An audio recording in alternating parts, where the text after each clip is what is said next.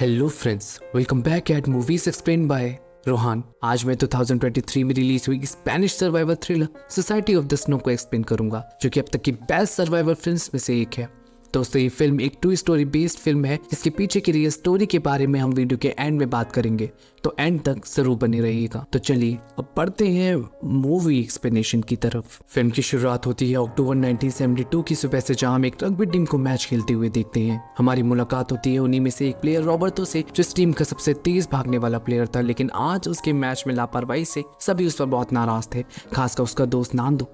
तभी उनका कैप्टन वहां आकर सभी को शांत कराता है और हमें उनकी बातों से पता चलता है कि वो सभी कल सुबह सैन डिएगो के लिए फ्लाइट पकड़कर निकलने वाले हैं अपने वेकेशंस को एंजॉय करने, जिसमें से कुछ लोग की फैमिली और फ्रेंड्स भी वहां मौजूद होंगे। अगली सीन में हम 4 दोस्तों को एक बार में देखते हैं, जिसमें 3 उसी रग्बी टीम के प्लेयर्स थे। ये लोग अपने एक दोस्त न्यूमा को भी अपने साथ इस ट्रिप पर ले जाना चाहते थे, लेकिन न्यूमा आने से मना कर देता है। तभी पॉन्चो उससे कहता है कि वैसे भी वो लोग कुछ महीनों में अपनी हायर स्टडीज के लिए एक दूसरे से अलग हो जाएंगे, तो क्यों ना वो इन लम्हों को यादगार बना ले। और वैसे भी न्यूमा तो उसका सबसे अच्छा दोस्त है, अगर वो इस ट्रिप पे नहीं जाएगा तो उसे तो वैसे भी मजा नहीं आने वाला है। और न्यूमा भी फाइनली मान जाता है। अगले दिन ही सभी लोग अपने फ्रेंड्स और फैमिली को लेकर एयरपोर्ट पहुंच जाते हैं, जिसमें से कुछ यंगस्टर्स और एडल्ट थे तो कुछ मिडिल एज पर्सन। सभी अपने सफर को यादगार बनाने के लिए ग्रुप फोटो लेते हैं और निकल पड़ते हैं अपने सफर की तरफ। लेकिन उन्हें क्या पता था कि उनका ये सफर उनकी जिंदगी का आखिरी सफर होने वाला था। वो सभी अपनी इस ट्रिप के लिए काफी एक्साइटेड थे और एंजॉय कर रहे थे, और वहीं प्लेन एंडीज माउंटेन रेंजेस को पार करता जा रहा था। लेकिन तभी प्लेन में कुछ हलचल महसूस होती है और सभी को एक तेज झटका महसूस होता है। लेकिन उनके प्लेन का गाइड उन्हें शांत कराता है और बताता है कि plane direct Andes mountain ranges को पार नहीं कर सकता, तो वो इन रेंजेस के बीच से होकर जा रहा है, जिससे गर्म और ठंडी हवाएं एक सक्शन फोर्स क्रिएट कर रही है, जिससे ये झटके उन लोगों को लग रहे हैं। लेकिन पता नहीं क्यों न्यूमा को आज एक अलग सा डर सता रहा था। ऊपर से बाहर का मौसम भी बदलने लगा था, जिसने उसके डर को दुगना कर दिया था। कुछ देर तक तो सब ठीक रहता है, लेकिन प्लेन में फिर से लगातार झटके आना शुरू हो जाते हैं, जिससे इस बार सभी बहुत डर जाते हैं और चीखने चिल्लाने लगते हैं। उधर अब तक उस गाइड के चेहरे का रंग भी उड़ चुका था, और तभी एक जोर के झटके के साथ प्लेन नीचे की तरफ जाने लगता है और पलक झपकते ही बर्फीली चट्टान से टकरा जाता है। उस प्लेन के 3 टुकड़े हो चुके थे और एक एक करके कई लोग उस प्लेन से बाहर गिर जाते हैं। एक ही पल में मौत का तूफान उनकी खुशियों को उड़ा ले गया था। चारों तरफ लाशों का ढेर लग गया था और जो लोग बच गए थे वो भी घायल हो चुके थे, लेकिन इसके बावजूद भी वो बाकी लोगों को बचाने में लग जाते हैं। इस हादसे में प्लेन के पायलट्स की भी मौत हो चुकी थी और अब किसी को भी नहीं पता था कि वो इस जगह से कैसे निकल पाएंगे। देखते ही देखते कुछ देर में रात हो जाती है और इस जगह का टेम्परेचर -30 डिग्री सेल्सियस तक पहुंच चुका था। वो लोग ठंड से बचने के लिए प्लेन को अपने लगेज से कवर करके अंदर छुप जाते हैं, लेकिन उनकी इन कोशिशों के बाद भी वो ठंड से नहीं बच पाते। कुछ लोग के शरीर तो सुन पड़ गए थे और कुछ लोग दर्द से करा रहे थे। सभी को ऐसा लग रहा था कि मानो अब शायद वो जिंदा ही ना हो, लेकिन कोई भी उस रात नहीं सोता, क्योंकि एक बार अगर उनकी आंख बंद हो जाती तो शायद वो कभी नहीं खुलती, और फिर सभी को ऐसी ही हालत में वो रात काटनी पड़ती है। लेकिन अगली सुबह भी उनके लिए उम्मीद की कोई करंट नहीं मिलती, क्योंकि बाहर जाने पर उन्हें बर्फ की सफेद चादर के अलावा दूर दूर तक कुछ नहीं दिखता। यहाँ प्लेन के अंदर रात की उस दर्दनाक ठंड की वजह से लाशों के ढेर लग चुके थे और घायलों की हालत और भी बिगड़ चुकी थी। अब तक सभी को समझ आ चुका था कि बीतता हर पल उन्हें मौत के और करीब ले जा रहा है, और अब उन्हें भी इस जानलेवा मौसम में जिंदा रहने के लिए कुछ करना ही होगा। तो मार्शल सभी की मदद से लाशों को प्लेन के बाहर एक जगह इकट्ठा करवा देता है और सभी को ज्यादा से ज्यादा खाना और पानी जुटाने के लिए कहता है, क्योंकि किसी को नहीं पता था कि वो कितने दिन तक यहाँ सर्वाइव कर पाएंगे। सभी की गिनती करने पर उन्हें पता चलता है कि अब तक 45 में से 11 लोग इस दुनिया से जा चुके हैं, लेकिन अब वो किसी और को भी नहीं खोना चाहते थे। तो वो सभी घायलों के लिए प्लेन के अंदर एक सेफ जगह प्रोवाइड कराते हैं, जहां वो सेफ तरीके से रह पाएं। सभी बचे हुए खाने में से थोड़ा थोड़ा खा लेते हैं ताकि उनकी बॉडीज को थोड़ी एनर्जी मिल सके, क्योंकि इतनी ऊंचाई और ठंडी जगह पर उनकी एनर्जी 2 गुना वेस्ट होने वाली थी। सभी पूरे दिन बाहर बैठे आसमान की तरफ देखते रहते हैं कि न जाने कब उन्हें कोई बचाने आएगा। उन्हें कोई बचाने तो नहीं आता, लेकिन मौत अब तक उनके पास वापस आ चुकी थी, मौत का खेल खेलने, क्योंकि रात अब तक हो चुकी थी और ठंड दुगनी तेजी से बढ़ती जा रही थी। सभी के मन में बस एक ही डर सता रहा था कि न जाने आज कितने लोग उनको छोड़कर चले जाएंगे। सभी को ये बात समझ आ चुकी थी कि इस जगह पर रात का ये नजारा सिर्फ सपनों में ही अच्छा लग सकता है, क्योंकि रियल वर्ल्ड में यहाँ सरवाइव करना बिल्कुल नामुमकिन सा है। अगली सुबह तक नांदू और उसकी बहन सुजैन की हालत और भी खराब हो चुकी थी, क्योंकि अब तक उनकी मॉम भी उन्हें छोड़कर इस दुनिया से जा चुकी थी। नंदू उनसे पूछता है कि क्या उन्हें बचाने कोई आ रहा है या नहीं, लेकिन इस पर सभी खामोश हो जाते हैं, क्योंकि उनकी लाख कोशिशों के बाद भी कोई भी उनकी मदद के लिए नहीं आया था। 3 दिन से हर पल वो यहाँ डर डर के जी रहे हैं। हर दिन उन्हें दूर दूर तक बर्फ से ढके पहाड़ों के अलावा और भी कुछ भी नहीं दिखाई दे रहा था, लेकिन उन लोगों लोगों ने अभी तक हार नहीं मानी थी, जो एक दिन पूरी भी होती है। एक प्लेन उन्हीं के ऊपर से गुजरने लगता है। सभी मदद के लिए चीखने चिल्लाने लगते हैं। कई बार उनका ध्यान अपनी तरफ खींचने की कोशिश भी करते हैं। सभी को लग रहा था कि जरूर वो लोग मदद लाने के लिए गए होंगे, लेकिन घंटों तक कोई वहां नहीं आता, जिससे एक बार फिर उनकी उम्मीदें टूटने लगती हैं। लेकिन पूरे दिन उन्हें प्लेन की आवाजें सुनाई देने लगती हैं, जिससे वो लोग समझ जाते हैं कि उनके लिए सर्च ऑपरेशन चलाए जा रहे हैं। लेकिन एंडीज जैसी जगह पर उन्हें ढूंढना घास में तिन ढूंढने जैसा था। तभी न्यूमा उन्हें बताता है कि प्लेन के टूटे हुए हिस्से में कुछ बैटरीज थी, जिनकी मदद से वो लोग रेडियो के जरिए किसी को कांटेक्ट कर सकते हैं। तो न्यूमा, अल्बर्टो और रॉबर्टो वहां चढ़ने लगते हैं ताकि वो लोग पहाड़ पर उस प्लेन के गुमे हुए हिस्सों को ढूंढ पाए। लेकिन जब ऊंचाई पे पहुंचने के बाद अल्बर्टो वापस प्लेन की तरफ देखता है तो वो शॉक ही हो जाता है, क्योंकि इतनी सी ही ऊंचाई पर उन्हें प्लेन नहीं दिख रहा था। तो बाकी लोग उन्हें कैसे ढूंढेंगे? शायद उस दिन जब वो प्लेन के पायलट्स की नजर उन पे गई भी होगी तो वो उन्हें देख नहीं पाए होंगे।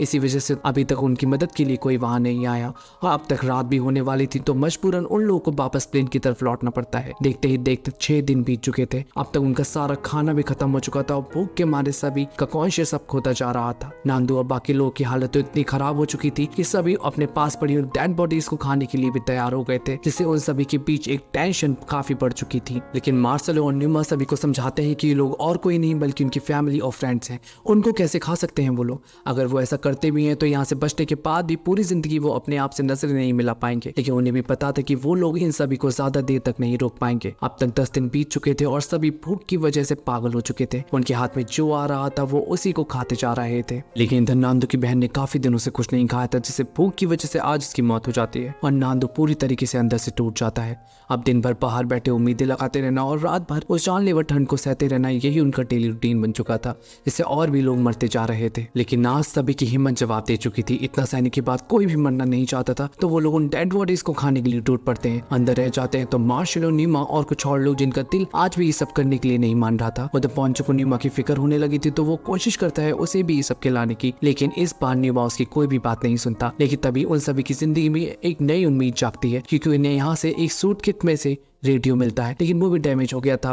बड़ी मुश्किल से वो लोग उसको ठीक करते हैं और एक कनेक्शन सेट करके वहां से किसी से कांटेक्ट करने की कोशिश करते हैं ताकि उन्हें कोई इन्फॉर्मेशन मिल पाए।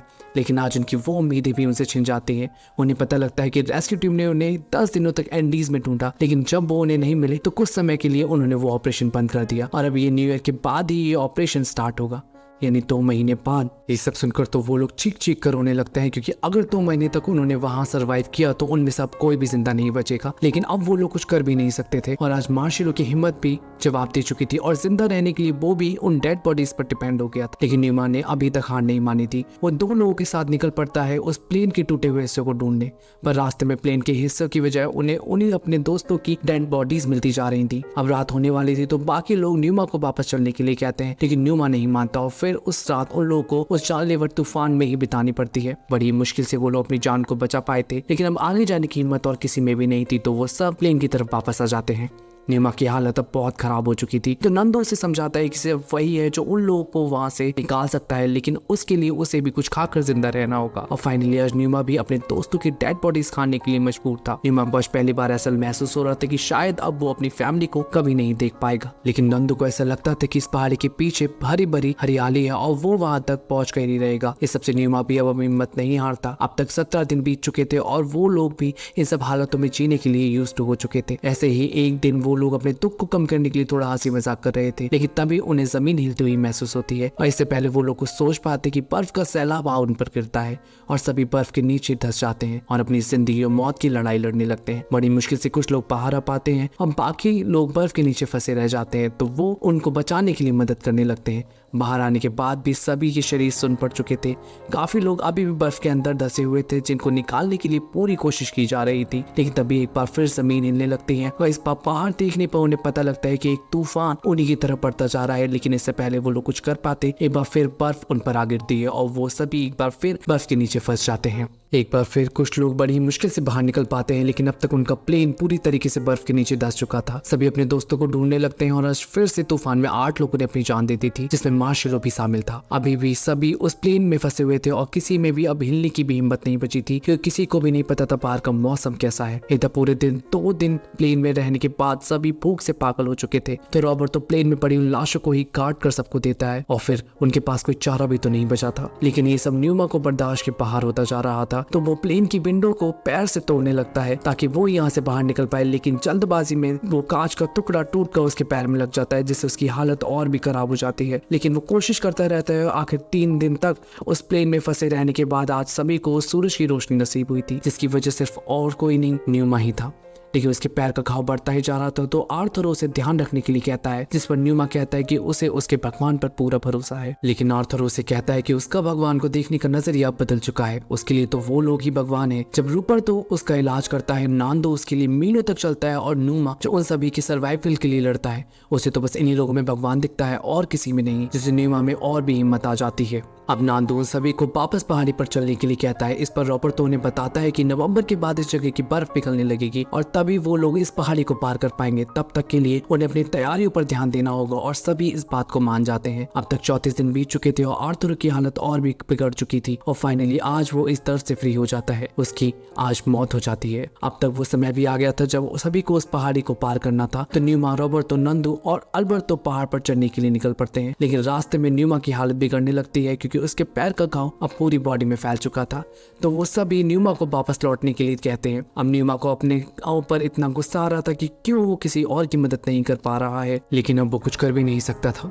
अगले दिन नांदो और बाकी सब वापस हो चुके थे, जो न्यूमा को बताते हैं कि प्लेन का वो हिस्सा उन्हें मिल चुका है जिसमें बैटरीज थी, और साथ ही साथ उन्हें कुछ कपड़े और खाने का सामान भी मिला है, जिससे अब वो लोग कुछ और दिन वहां सर्वाइव कर सकते हैं। लेकिन उन्हें रेडियो उसी जगह सेटअप करना होगा, क्योंकि यहाँ लाना अब पॉसिबल नहीं था उसे। तो वो उसी दिन कुछ जरूरी सामान के साथ फिर से वहां निकल पड़ते हैं। वहां पहुंचने पर रॉबर्ट तो काफी कोशिश करता है रेडियो को सेटअप करने की, और वो कामयाब भी हो जाता है। लेकिन आज फिर उसकी किस्मत साथ नहीं देती, क्योंकि रेडियो कुछ ही देर काम करके बंद पड़ जाता है, और एक बार फिर डिसअपॉइंटमेंट के साथ सभी को वापस प्लेन की तरफ लौटना पड़ता है। इधर खाना खत्म होने की वजह से सभी भूख से पागल हो चुके थे, और हड्डियों पर बचे मांस पर अब जिंदा रह रहे थे, जैसा उनके लिए तो ये एक नॉर्मल सी बात बन चुकी हो। और न्यूमा की बॉडी में भी इन्फेक्शन पूरी तरीके से फैल चुका था, और आज उसे भी समझ आ गया था कि अब वो अपनी जिंदगी के आखिरी लम्हों को गिन रहा है। और आज पहली बार वो पॉन्चो की गले रखकर काफी रोता है। न्यूमा के कैमरे से वो सभी आज अपनी फोटो क्लिक करते हैं, ताकि कभी किसी को अगर ये कैमरा मिले तो वो उनकी इस दर्दनाक कहानी के बारे में जान सके। अब तक 58 दिन बीत चुके थे, और न्यूमा आज अपनी जिंदगी का आखिरी दिन देख रहा था। वो सभी को कहता है कि उसे पूरा विश्वास है कि वो सभी एक दिन अपने घर जरूर पहुंच पाएंगे, और ये कहकर वहीं पॉन्चो के हाथों में दम तोड़ देता है। लेकिन सभी को अब न्यूमा के लिए यहाँ से निकलना था, तो रॉबर्ट तो नांदो के कहने पर पहाड़ी को पार करने के लिए मान जाता है, क्योंकि उसका कहना था कि जरूर उसे यकीन है इस पहाड़ी के पीछे हरियाली है। और आज इतने दिनों की उनकी कोशिश रंग लाती है। पहाड़ी पार करने के बाद नांदो की बात सच हो गई थी, और आज उनकी उम्मीदें भी रंग लाती हैं। 2 महीने के बाद वो किसी इंसान को आज देख पा रहे थे। वो सभी बातें उस इंसान को बताते हैं। वो इंसान उन्हें अपने साथ अपने घर ले जाता है, और अभी बात पूरी दुनिया में आग की तरफ फैल जाती है। गवर्नमेंट भी अब एक्शन में आ चुकी थी, तो उसके लिए अब वो सारे ट्राई करना शुरू कर दिए थे उन लोगों को बचाने के लिए। एट द एंड सीन नंदो के साथ रेस्क्यू टीम को उन लोगों के पास एंडीज की रेंजेस में भेजा जाता है, और इधर जैसे ही इस बर्फीली जगह पर उन लोगों को हेलीकॉप्टर दिखता है, उन लोगों की खुशी का तो ठिकाना ही नहीं रहता। और आज फाइनली वो सभी अपने उन मरे हुए दोस्तों की निशानी को लेकर वहां से दूर निकल जाते हैं अपने घर की तरफ। आज फाइनली वो अपने घर वालों को देख पा रहे थे। आज पूरा देश उनके इस जज्बे के लिए उनके आगे सर झुकाए खड़ा था, लेकिन उन लोगों ने जो सहा और जो खोया वो शायद वो लोग कभी नहीं भूल पाएंगे। और फिल्म यही एंड हो जाती है। दोस्तों अब बात करते हैं इस फिल्म के पीछे की रियल स्टोरी के बारे में। दोस्तों 1972 में उरुग्वेन एयरफोर्स फ्लाइट 571 उरुग्वे से सैन डिएगो के लिए 45 पैसेंजर्स को लेकर डिपार्ट हुई, जिसमें से mainly 5 crew members, rugby team और उनकी फैमिली और फ्रेंड्स थे। लेकिन दोपहर के 3:30 बजे एंडीज के ऊपर से पार होते वक्त प्लेन एक पहाड़ी से टकरा गया, जिससे इस डेंजरस एक्सीडेंट में प्लेन के 3 टुकड़े हो गए। 45 में से 12 लोग प्लेन क्रैश के समय ही वहां मर गए, और बचे 33 सर्वाइवर्स को उस बर्फीली जगह पर 2 महीने से ज्यादा समय तक सर्वाइव करना पड़ा। और 2 महीने बाद नांदो और रॉबर्ट तो 2 सर्वाइवर्स उस पहाड़ियों को पार करके चिली के एक गांव तक पहुंच पाए, और उनकी कोशिश के बाद 14 सर्वाइवर्स को उस जगह से निकाला गया। और ये प्लेन क्रैश 1972 की सबसे पेनफुल इंसिडेंट्स में से एक बन गया। दोस्तों ये फिल्म अब तक की one of the best survival फिल्मों में से एक है, जो आपके सिनेमैटिक एक्सपीरियंस को रियलिटी में बदल देगी और आपको पता भी नहीं चलेगा। और इस फिल्म की सबसे खास बात तो ये है कि इस फिल्म को जिस तरीके से शूट किया गया है, उसमें उस इंसिडेंट्स को आप एकदम नेचुरल फील कर पाएंगे। दोस्तों आपको ये फिल्म कैसी लगी मुझे कमेंट सेक्शन में जरूर बताइएगा। ऐसे ही और एक्सप्लेनेशन के लिए please like, share and subscribe my channel. मिलते हैं अगली वीडियो में।